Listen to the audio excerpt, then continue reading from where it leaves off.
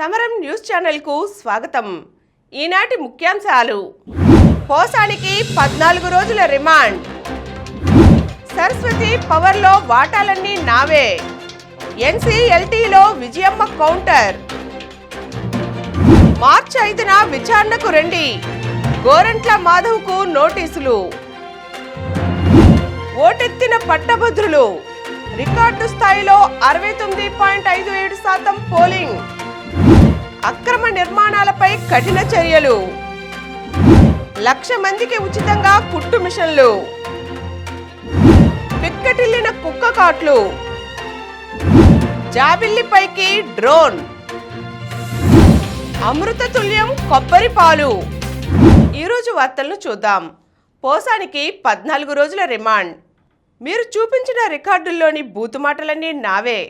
నేను తప్పు చేశాను, అలా మాట్లాడి ఉండకూడదు. ఇప్పుడు పశ్చాత్తాపపడుతున్నాను.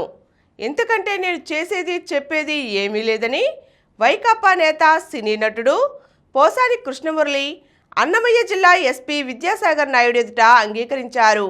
విచారణలో తొలుత ఏ ప్రశ్న అడిగినా తెలియదు, గుర్తులేదు అంటూ సమాధానాలిచ్చారు. చంద్రబాబు, పవన్ కళ్యాణ్, నారా లోకేష్ను ఎందుకు తిట్టవలసి వచ్చింది? వారి కుటుంబ సభ్యుల్ని సైతం ఎవరైనా అనుచితంగా మాట్లాడాలని ప్రోత్సహించారా అని ఆయన్ను అడగగా మౌనం దాల్చారు. ఒక్కోసారి మాత్రం అవును రాజా, చెప్పుడు మాటలు విన్నా అని సమాధానమిచ్చారు. తన వ్యాఖ్యల వ్యవహారం ఇంతవరకు వస్తుందని తెలియక తప్పు చేశానంటూ పోలీసులతో చెప్పారు.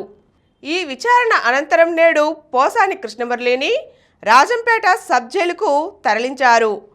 ఆయనకు ఖైదీ నెంబర్ 2261ను కేటాయించారు. 14 రోజుల రిమాండ్ను రైల్వే కోడూరు కోర్టు విధించడం జరిగింది. పోలింగ్ 65.69%. ఎన్టీఆర్ జిల్లాలో ఎమ్మెల్సీ ఎన్నికల్లో మొత్తం 65.69% పోలింగ్ నమోదైంది. 78,063 మంది ఓటర్లలో 51,279 మంది ఓటు హక్కును వినియోగించుకున్నారు. జిల్లాలో 112 కేంద్రాల్లో కలిపి ఉదయం 10 గంటల సమయానికి 10.87%, మధ్యాహ్నం 12 గంటలకు 28.90% పోలింగ్ నమోదైంది.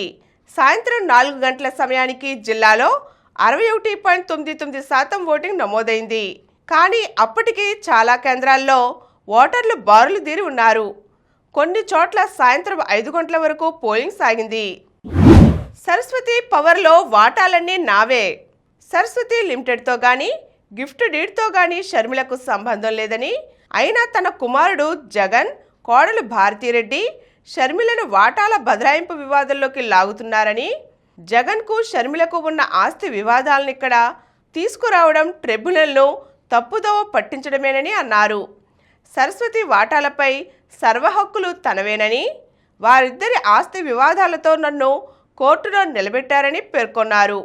పిల్లల మధ్య వివాదంతో ఏ తల్లి కోరుకోని విధంగా నిస్సహాయంగా కోర్టులో నిలబడవలసి వచ్చిందని, తన్ను ఇంత ఆవేదనకు గురి చేయడం జగన్, భారతీయులకు సరికాదన్నారు. సరస్వతి వాటాల కొనుగోలు, గిఫ్ట్ డీడ్ ద్వారా వచ్చిన వాటాలన్నీ చట్ట ప్రకారం తన పేరిట బదలాయించారని, షర్మిల భవిష్యత్ ప్రయోజనాల కోసం గిఫ్ట్ డీడ్ను తనపై విశ్వాసంతో చేసి ఇచ్చాననడం అవాస్తవమని పేర్కొన్నారు. ప్రస్తుతం సరస్వతిలో జగన్, భారతీయులకు వాటాలేమీ లేవని, ఇందులో 99.75% వాటాలు తనవేనని విజయమ్మ స్పష్టం చేశారు. మార్చి 5న విచారణకు రండి. ప్రత్యర్థులు, ప్రభుత్వ పెద్దలపై అసభ్య పదజాలంతో రెచ్చిపోయే వైకాపా రాష్ట్ర అధికార ప్రతినిధి, మాజీ ఎంపీ గోరంట్ల మాధవ్ నోటి దురుసుకు కళ్ళెం వేసేందుకు పోలీసులు ముందడుగు వేశారు. అత్యాచార బాధితుల పేర్లు బహిర్గతం చేసిన కేసులో ఆయనకు విజయవాడ సైబర్ క్రైమ్ పోలీసులు నోటీసులు అందించారు. గురువారం సాయంత్రం అనంతపురంలోని మాధవ్ ఇంటికి చేరుకొని నోటీసులు జారీ చేశారు. మార్చి 5వ తేదీ ఉదయం 10 గంటలకు విజయవాడ సూర్యారావుపేటలోని సైబర్ క్రైమ్ పోలీస్ స్టేషన్లో విచారణకు హాజరు కావాలని అందులో పేర్కొన్నారు. ఓటెత్తిన పట్టభద్రులు. శాసనమండలిలో ఉమ్మడి కృష్ణా, గుంటూరు జిల్లాల పట్టభద్రుల నియోజకవర్గ ఎన్నికల పోలింగ్ స్వల్ప వాదనలు మినహా ప్రశాంతంగా ముగిసింది. ఓట్లు వేసేందుకు పట్టభద్రులు ఉత్సాహంగా తరలిరావడంతో 69.57% పోలింగ్ నమోదైంది. ప్రధాన అభ్యర్థులు ఆలపాటి రాజేంద్ర ప్రసాద్, కెఎస్ లక్ష్మణరావు గుంటూరు పాలిటెక్నిక్ కళాశాలలో ఓటు హక్కు వినియోగించుకున్నారు. కేంద్ర సహాయ మంత్రి పెమ్మసాని చంద్రశేఖర్, రాష్ట్ర పౌర సరఫరాల శాఖ మంత్రి నాదెండ్ల మనోహర్ తెనాలిలో ఓటు వేశారు. గుంటూరులోని చలమయ్య కళాశాల వద్ద పీడీఎఫ్ పోలింగ్ ఏజెంట్లు, జనసేన నేతల మధ్య స్వల్ప వాగ్వాదం జరిగింది. బాపట్లలోని పురపాలక పాఠశాల పోలింగ్ కేంద్రం వద్ద సిపిఎం కార్యకర్తపై తెదేపా ఏజెంట్లు చేసుకోవడంతో వాగ్వాదం చోటు చేసుకుంది. కొన్ని చోట్ల దొంగ ఓట్లు వేస్తున్నారని పీడీఎఫ్ అభ్యర్థి లక్ష్మణరావు ఆరోపించారు. కూటమి అభ్యర్థి ఆలపాటి రాజేంద్ర ప్రసాద్ తప్పక గెలుస్తానని ధీమా వ్యక్తం చేశారు. ఈ నియోజకవర్గంలో 2019లో 59.95% పోలింగ్ నమోదు కాగా ఈసారి రికార్డు స్థాయిలో 69.57% ఓటింగ్ నమోదైంది. అక్రమ నిర్మాణాలపై కఠిన చర్యలు. అనుమతులు లేకుండా చేపట్టిన, అనుమతులు తీసుకుని నిబంధనలకు విరుద్ధంగా చేసే నిర్మాణాలపై రాష్ట్ర ప్రభుత్వం ఇక కఠిన చర్యలు తీసుకోనుంది. భవన నిర్మాణ పనుల ప్రారంభం నుంచి పూర్తయ్యే వరకు నిబంధనలు పాటించవలసిందేనని స్పష్టం చేసింది. ఈ మేరకు పట్టణ స్థానిక సంస్థలకు పురపాలక పట్టణాభివృద్ధి శాఖ ముఖ్య కార్యదర్శి సురేష్ కుమార్ గురువారం ఉత్తర్వులు జారీ చేశారు. నిబంధనలు పక్కాగా అమలు చేయాలని కమిషనర్లను ఆయన ఆదేశించారు. 2024 డిసెంబర్ 17న సుప్రీంకోర్టు ఒక కేసులో ఇచ్చిన తీర్పు నేపథ్యంలో ఏపీ హైకోర్టు రిజిస్ట్రార్ ఆదేశాలపై రాష్ట్రంలో అక్రమ కట్టడాలను నిరోధించేందుకు పురపాలక పట్టణాభివృద్ధి శాఖ ప్రత్యేక మార్గదర్శకాలు రూపొందించింది. 1,00,000 మందికి ఉచితంగా కుట్టు మిషన్లు. పేదింటి మహిళల స్వయం ఉపాధికి కూటమి ప్రభుత్వం అధిక ప్రాధాన్యత ఇస్తోంది. ఎంఎస్ఎంఈలు మొదలు అన్ని రకాల ఉపాధి అవకాశాలను వారి ముంగిటే ఉంచుతోంది. ఇందులో భాగంగా మహిళలకు కుట్టు మిషన్లను ఉచితంగా అందించాలని నిర్ణయించింది. వారికి శిక్షణ కూడా ఇవ్వనుంది. 2024-25 సంవత్సరానికి బీసీ, ఈడబ్ల్యూఎస్ వర్గాలకు చెందిన 1,00,000 మంది పేద మహిళలకు కుట్టు మిషన్లను పంపిణీ చేయనుంది. 2 రోజుల్లో గ్రామ వార్డు సచివాలయాల్లో దరఖాస్తులు స్వీకరిస్తారు. మరో 10 రోజుల్లో శిక్షణా కేంద్రాలు ప్రారంభించేలా ప్రభుత్వం ప్రణాళికలు సిద్ధం చేస్తోంది. శిక్షణ ఇచ్చేందుకు గుత్తేదారుల ఎంపిక కూడా పూర్తయింది. ఎస్సీలకు కూడా ఇదే తరహాలో ఉచితంగా త్వరలో కుట్టు మిషన్లు అందించనున్నారు. పిక్కటిల్లిన కుక్క కాట్లు. ప్రతి వీధిలో 10కి తగ్గని కుక్కలతో ప్రజలు పడుతున్న అగచాట్లు అన్నీ ఇన్ని కావు. గ్రామాలు, పట్టణాలు, నగరాలు అన్న తేడా లేదు. అన్ని చోట్ల అదే పరిస్థితి. వెంటపడి మరీ జనం పిక్కలు పీకుతున్నాయి. గడిచిన 50 రోజుల్లో రాష్ట్ర వ్యాప్తంగా 50,000 మంది వరకు కుక్క కాట్లకు గురయ్యారంటే పరిస్థితి ఎలా ఉందో అర్థం చేసుకోవచ్చు. ర్యాబిస్ బారిన పడి 9 మంది ప్రాణాలు విడిచారు. కాకినాడ జిల్లాలో 3, విజయనగరంలో 2, నెల్లూరు, శ్రీకాకుళం, విశాఖ, తూర్పుగోదావరి జిల్లాలో ఒక్కొక్కరు చొప్పున మృతి చెందారు. వీధి కుక్కలకు కుటుంబ నియంత్రణ శస్త్రచికిత్సలు అంతంత మాత్రంగా జరుగుతుండడంతో వాటి సంతతి ఇబ్బడి ముబ్బడిగా పెరిగిపోతోంది. దీంతో 3 ఏళ్ల నుంచి కుక్క కాట్ల కేసులు పెరుగుతున్నాయి. గత ఏడాది రాష్ట్రంలో 2.5 లక్షల మంది కుక్క కాట్లకు గురికాగా 39 మంది ర్యాబిస్తో ప్రాణాలు విడిచారు. గడిచిన 55 రోజుల్లో నెల్లూరు జిల్లాలో 4,000, గుంటూరు 3,000, అనంతపురం 2,000, అన్నమయ్య జిల్లాలో 1,500 మంది వరకు సునకాల బారిన పడ్డారు. జాబిల్లిపైకి డ్రోన్.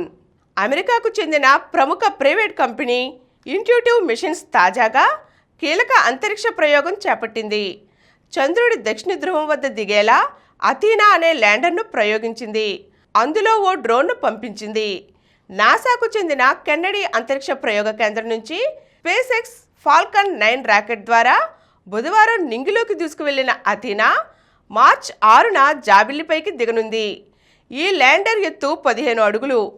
చందమామ దక్షిణ ధ్రువానికి 100 మైళ్ల దూరంలో ల్యాండ్ అయ్యేలా దీనికి లక్ష్యాన్ని నిర్దేశించారు. జాబిల్లిపై సూర్యకిరణాలు ఎప్పుడూ పడని జెట్ బ్లాక్ బిలానికి దాదాపు 400 మీటర్ల దూరంలోనే ఆ ప్రాంతం ఉంది. ల్యాండింగ్ ప్రక్రియ పూర్తయ్యాక అథీనా నుంచి గ్రేస్ అనే 3 అడుగుల డ్రోన్ బయటకు వచ్చి జాబిల్లిపై ఎగురుతుంది. అమృతతుల్యం కొబ్బరి పాలు. కొబ్బరి పోషకాల గని. అయితే కొబ్బరి పాలు అమృతతుల్యం. వాటిని రోజు ఆహారంలో భాగం చేసుకోగలిగితే ప్రయోజనాలు అనేకం. కొబ్బరి పాలలోని ఫ్యాటీ యాసిడ్లు చర్మానికి తేమనందించి నిగనిగలాడేలా చేస్తాయి. యాంటీ ఆక్సిడెంట్లు కాపర్ చర్మంపై మృతకణాలను తొలగించి మేని నిగారింపుకు దోహదపడతాయి. అంతేకాక ఆలివ్ నూనె కొబ్బరి పాలను 2:1 నిష్పత్తిలో కలిపి మేకప్ రిమూవర్గాను వాడుకోవచ్చు. పొడిబారిన కురులకు కొబ్బరి పాలు తేమనందిస్తాయి. దీనిలోని విటమిన్లు, ఖనిజాలు, కెరటిన్ వంటివి కుదుళ్లను దృఢపరుస్తాయి. ప్రోటీన్లు, యాంటీ ఆక్సిడెంట్లు దెబ్బతిన్న కురులను బాగు చేస్తాయి. వీటిని షాంపూతో కలిపి కండిషనర్లా కూడా వాడుకోవచ్చు. కొబ్బరి పాలలో మీడియం చైన్ ట్రైగ్లిజరైడ్స్ అనే శాచురేటెడ్ ఫ్యాట్స్ ఉంటాయి. ఇవి మెటబాలిజాన్ని మెరుగుపరిచి బరువు అదుపులో ఉండేలా చేస్తాయి. ఎముకలకు బలాన్నిస్తాయి. గుండె ఆరోగ్యాన్ని కాపాడతాయి. కొబ్బరి పాలలోని విటమిన్లు, ఖనిజాలు ప్రెగ్నెన్సీలో పిండం ఎదుగుదలకు సహాయపడతాయి. అలాగే వీటిలోని లారిక్ యాసిడ్ తల్లిపాల ఉత్పత్తిని పెంచుతాయి. గర్భధారణ సమయంలో వచ్చే కీళ్ల నొప్పులను, రక్తహీనతను తగ్గిస్తాయి. ఇప్పుడు కొన్ని సంక్షిప్త వార్తలు చూద్దాం. నేడు ఒకే వరుసలోకి 7 గ్రహాలు. ఆకాశంలో అద్భుతం ఆవిష్కృతం కానుంది. సౌర కుటుంబంలోని 7 గ్రహాలు ఈరోజు ఒకే వరుసలోకి వచ్చి కనువిందు చేయనున్నాయి. పిల్లులకు సోకిన బర్డ్ ఫ్లూ. మన దేశంలో పిల్లులకు తొలిసారి బర్డ్ ఫ్లూ సోకిందని తాజాగా వెలుగులోకి వచ్చింది. మధ్యప్రదేశ్లోని చింద్వాడా జిల్లాలో జనవరిలోనే ఈ కేసులు వెలుగు చూశాయి. EU పైన సుంకాల మోత 25% వరకు విధించనున్నాం. చైనాపై వీటిని రెట్టింపు చేస్తాం. Donald Trump. RCB hattrick. RCB ఆట మారలేదు. 2 ఓటముల తర్వాత కూడా ఫలితంలో మార్పు లేదు. సొంత గడ్డపై ఆ జట్టుకు మళ్లీ చేదు అనుభవం ఎదురైంది. గురువారం బెంగళూరు 6 వికెట్ల తేడాతో గుజరాత్ చేతిలో ఓడింది. Praggnanandhaa game draw. భారత grand master Praggnanandhaa Prague masters chess టోర్నీని డ్రాతో మొదలుపెట్టాడు. WPLలో ఈనాడు ఢిల్లీ వర్సెస్ ముంబై. ఛాంపియన్స్ ట్రోఫీలో నేడు ఆస్ట్రేలియా వర్సెస్ ఆఫ్ఘనిస్తాన్. మరిన్ని వార్తా విశేషాల కోసం రేపటి సమరం న్యూస్లో తిరిగి కలుద్దాం. Thank you.